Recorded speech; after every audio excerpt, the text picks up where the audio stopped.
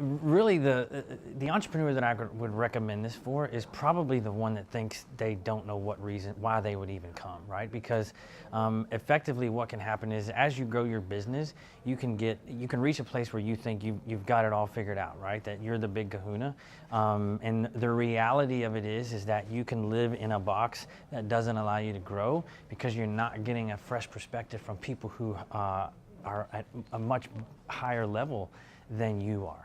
Right?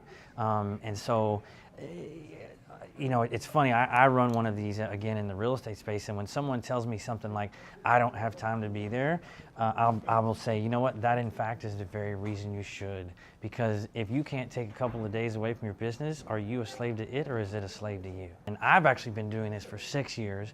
This is, Mike is just birthing this and just breathing life into it. And there are moments throughout the process where I've actually felt like the student was teaching the teacher. He's accomplished some things. This very first meeting that I started doing 5 years or 6 years into where I'm at, and I was just very impressed from the get-go.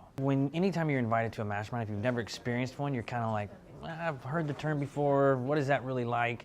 And ultimately, I think when you walk in here to the room at the Board of Advisors, you find yourself immediately in an environment full of players, right?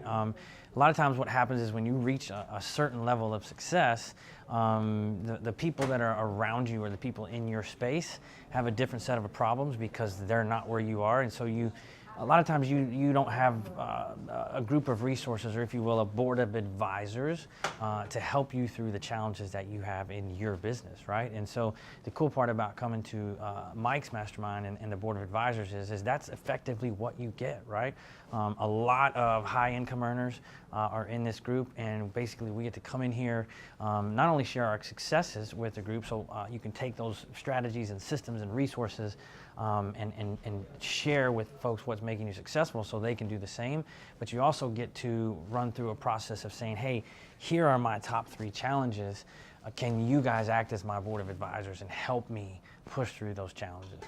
I think one of the cool things about coming in here is a lot of times when you're in a particular industry, you hang with the folks in your particular industry, right? So you can be too close to your business and not really have the right set of eyes to know how to address your problems. And so the cool part about, I think, coming to the board of advisors is that you get a bunch of different folks from different industries who are not closely knit and tied into what you do.